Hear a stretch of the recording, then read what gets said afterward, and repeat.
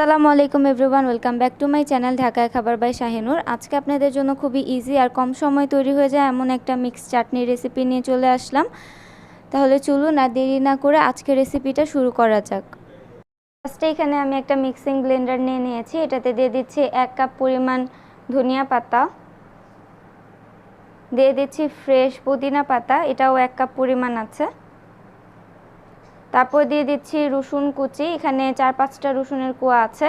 আর আছে আদা কুচি, এখানে আদা কুচি আছে 1 টেবিল স্পুনের মতো। আর কাঁচামরিচ আমি দিয়ে দিয়েছি 3টা। ঝালের পরিমাণ আপনারা আপনাদের টেস্ট অনুযায়ী কমিয়ে বাড়িয়ে নেবেন। দিয়ে দিচ্ছি হোয়াইট ভিনেগার 2 টেবিল স্পুনের মতো। আর দিয়ে দিচ্ছি লবণ স্বাদ মতো, আমি এখানে হাফ টি স্পুন দিয়ে দিলাম। এখন এই সবগুলো উপকরণ ভালো মতো ব্লেন্ডারে ব্লেন্ড করে নিতে হবে। তো দেখলেনই কত ইজিলি রেডি হয়ে গেল আমাদের মিক্স চাটনিটা। যদি ভিডিওটা ভালো লাগে তাহলে অবশ্যই একটা লাইক দিবেন। যদি আমার চ্যানেলটা এখনও সাবস্ক্রাইব না করে থাকেন অবশ্যই সাবস্ক্রাইব করবেন এবং পাশে থাকা বেল আইকনটা ক্লিক করে দিবেন। এতে করে আমাদের পরবর্তী ভিডিও নোটিফিকেশনগুলো আপনার সাথে সাথে পেয়ে যাবেন। সবাই ভালো থাকবেন, সুস্থ থাকবেন। আসসালামু আলাইকুম।